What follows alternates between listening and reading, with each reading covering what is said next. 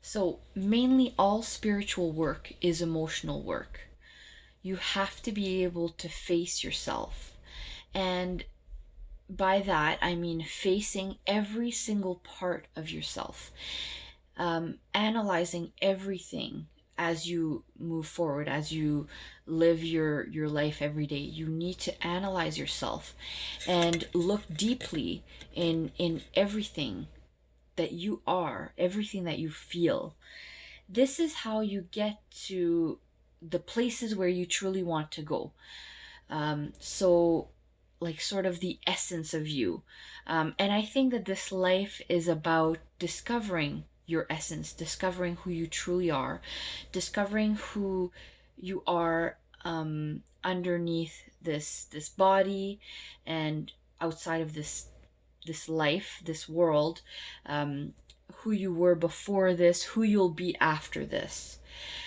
If you want to discover everything that you are, and everything that you can be in this life, and in your life after this, right? Because you have to return.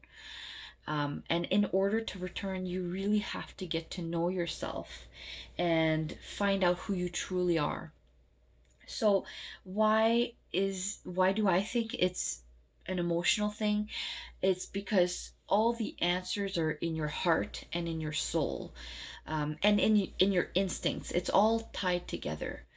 So when you feel like something sort of resonates with you, um, it's part of who you really are. It's part of your true essence, and you feel it. You feel it in your heart. You feel it, like, that's why people say, like, I feel it in my soul, because all all that we do here is connect the pieces together of who we are. That's what our goal here is, and that's what we love doing. Like, some of us don't take it as seriously, and that's up to everybody to decide what path they want to take and when. But I know that the mission in this life, is to connect all the dots, for yourself, and to discover who you really are and what you need to be doing, and you know discovering your gifts, discovering your passions, discovering love and friendship and relationships, discovering God, or whatever you say you believe in, or whatever you do believe in. um, it's all about discovering, and it starts with yourself. I've felt it in my own life, because that's how my life has gone. I've always picked up pieces of myself, as I moved forward. I was always like, "Oh, I love that. Like, I know that that's part of me, and I need to take it, and I need to do something with it, or I just hold on to it and you know do something with it later. It doesn't matter, just as long as you pick up those pieces as you go, and that you realize the importance of every single piece that you pick up, every single thing that you realize about yourself. You need to understand the importance of everything that you discover, because one day it will really come together as a puzzle. You are a puzzle, and you need to put it together. So I want to really talk about how important it is to face the things that you're possibly afraid to face, or um, that sometimes you try to avoid, or you try to avoid a lot. Maybe certain things you think are bad for you, but maybe you're actually avoiding them. Maybe you don't want to know the truth about it, or you don't want to become aware of it. Maybe subconsciously you are like, pass, I don't need to deal with this, or this isn't important. But everything is important. I'll put it like this. Nobody is listening to your thoughts. Nobody. Nobody is in your head. Nobody knows what you're thinking. Nobody knows what you're going through exactly except yourself. Now, nobody can hear you. So what do you care if you say some things that are very like brutally honest to yourself?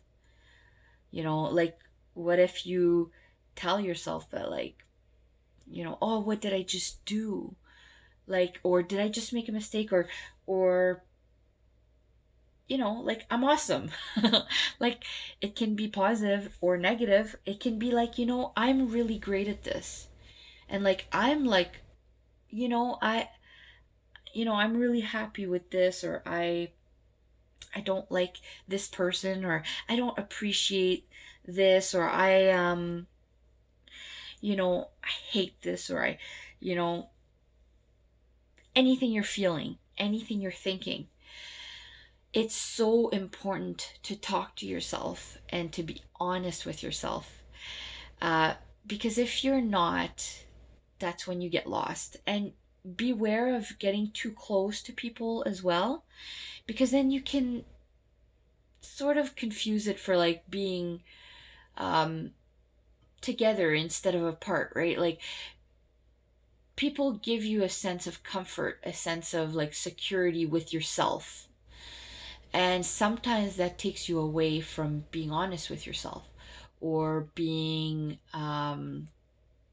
you know, being, oh, what's the word?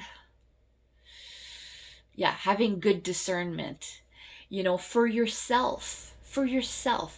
Because if you start mixing it with someone else, um, or other people, and even if it's that is the closest person to you in the whole world, it doesn't matter. If you start mixing your thoughts with somebody else's thoughts too much, even just slightly too much, you're going to be off the rails, and you might not even notice that you're off the rails. You probably won't, actually, because that's what that does. It distracts you. It distracts us from ourselves. And it's fine to have relationships. You need to have relationships with people. But the main relationship you always have to focus on is with yourself. That's the it's not the only relationship that matters, but for your growth, it's the only relationship that matters at the end of the day. So at the end of the day, even though this person is so close to you, like nobody else in the world, you still need to ask yourself the hard questions. Like you have to ask yourself every single thing that you might have questions about in your head, doubts about, or somebody else makes you think of something different, or um, just anything. You need to just be talking to yourself because you have all the answers. Everything is within yourself, not within you and someone else, or you and other people, you and a group. It's only within yourself, period. So you need to feel it. And in order to feel it emotionally, you need to let yourself be vulnerable. You need to allow emotions into your life. You need to allow all emotions into your life. And, you know, sometimes it takes sort of like an adjustment period when you let all the emotions in your life. Like I did this adjustment period a long time ago, but I remember there was an adjustment period. But for me, I've always been emotional, but there were phases that I had that were way more emotional than others because I was discovering so many things and I was uncovering so many truths out there and within myself. And it can be overwhelming, but you have to start there. And it does get easier and better, and it will lead you to everything that you want, everything you crave, all your greatest dreams, desires, fantasies will actually come true. Well, I mean, maybe not the like greatest fantasies, because I mean, that would be like being in heaven or something, and we're not there. But, you know, just whatever, because really you are there with your, like, your soul is here. So you have such a pure thing with you. You have such a beautiful sacred thing within yourself that, yes, like, some of your wildest dreams can be true here, and some of, your wildest fantasies. I just wouldn't say all of them, but, you know you really need to feel feel with music, feel with love, romance, feel with passion, feel with movies, feel with books, feel with, um, you know, um, all the emotions that you go through in a day, feel with friendships and family. Feel. And if it's going to be negative, it's going to be negative, but you have to feel. And it's going to get better. Because if it is negative a lot, then you obviously have a lot to sort through. Do not avoid, do not ignore. If certain things trigger you, you need to be paying more attention to them, and you need to probably be feeling them more. But it won't get worse, it will get better, but you need to actually be working on them and discovering why they make you feel a certain way. That's how you deal with them, and that's how you treat them. Just like an illness, just like a sickness, just like, you know, just like any condition, you need to treat it. That's what emotions are. That's what issues are with yourself, with other people. You need to treat those issues emotionally. That's all there is to it. It's not to be ignored or avoided, it's to be treated. And it takes time. Treatment always takes time. It takes patience and time and consistency. And you'll see with your emotions, it's never consistent, but it is consistent in the way that you will consistently move forward and make progress with yourself. Progress that will allow you to feel positive about things that have made you feel negative in the past. Like, you'll grow from those things. And instead of avoiding them and not dealing with them, you will grow. You will grow um, with those things and learn to accept them. And when they come along again, you accept them and then you deal with it again.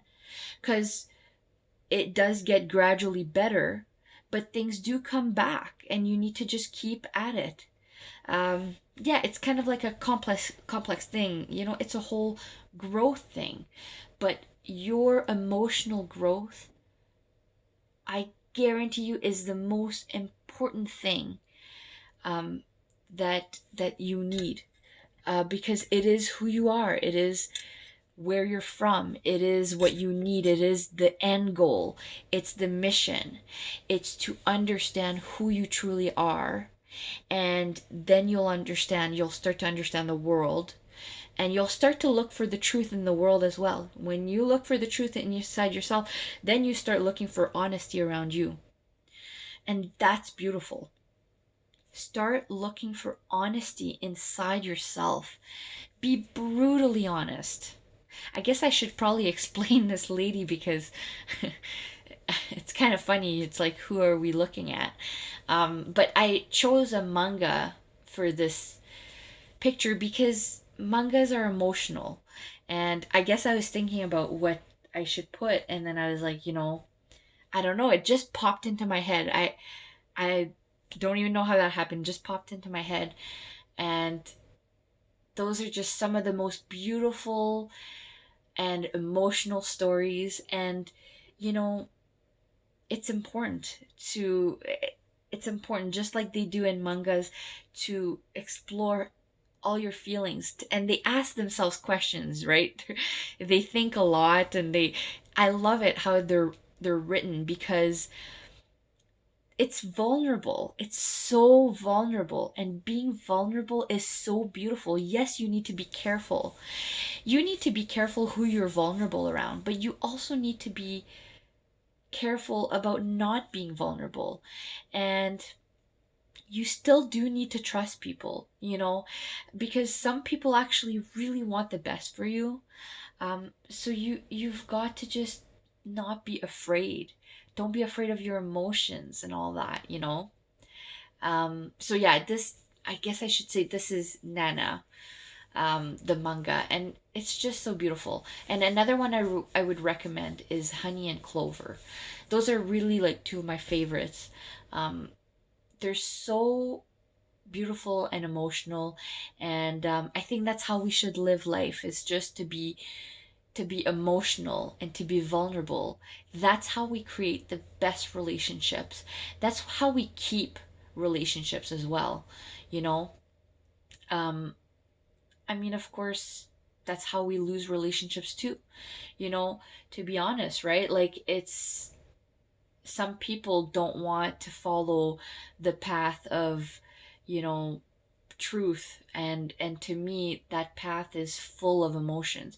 So if you don't want to be emotional, and if you don't want to be vulnerable, and if you don't want to be open and let your guard down, then, you know you'll lose people along the way. You'll lose people as a person who wants to be emotional, and they'll lose people who they need, right? We all need to be around people who are emotional, uh, because they're showing us, um, that it's important to feel.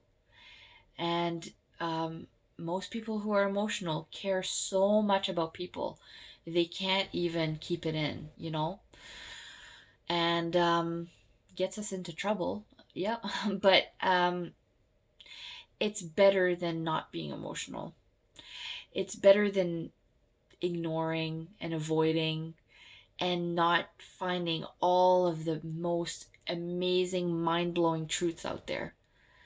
I would, I wouldn't trade it for anything in the world. Nothing. And I do feel sad for people who don't know at all how to be emotional, or to get in touch with their emotions. And like I said before, if you have trouble getting in touch with your emotions, you can do it through music. Find things that really get to your heart, and don't lose that in your life. Like, we all sort of, most of us like music when we're young, and a lot of people just get so busy with their life that they just, like, they stop, or they switch to something. I don't know. But most people just kind of, like, not most people, but a lot of people do actually, like, stop listening to music as much, or listening to the good kind of music that makes you feel real things. So things like that, music and relationships and romance, like, you need to really work at these things, and yeah, like love, and just emotional movies, uh all that stuff, so that will help. So I would just say, um do not be afraid to be vulnerable. Do not be afraid, period. Don't be afraid of anything. Because your emotions won't bite you. Like, they're not gonna kill you. They're not. They will teach you things. They will teach you lessons. And what you do with those lessons is what will dictate how the rest of your path goes. I mean, obviously, every single thing you do decides how your path keeps, unwinding or whatever. But you do need to get on that path of vulnerability, and being emotional, and letting your guard down, being open, accepting, accepting emotions, accepting truths, accepting darkness, lightness, anything. Anything that is showing itself to you, you need to accept it and ask yourself what the reason for it is and explore it. Just explore it. And then go from there and talk to yourself all the time. Like, I know it sounds weird, but like I talk to myself like I'm like my like creepy best friend or something. Um, and it works for me, you know. It just works because I'm honest with myself, you know. We all have to be honest with ourselves, and that's how we move towards truth, and that's how we move towards our true essence. So I will leave it at that. Talk to you guys later.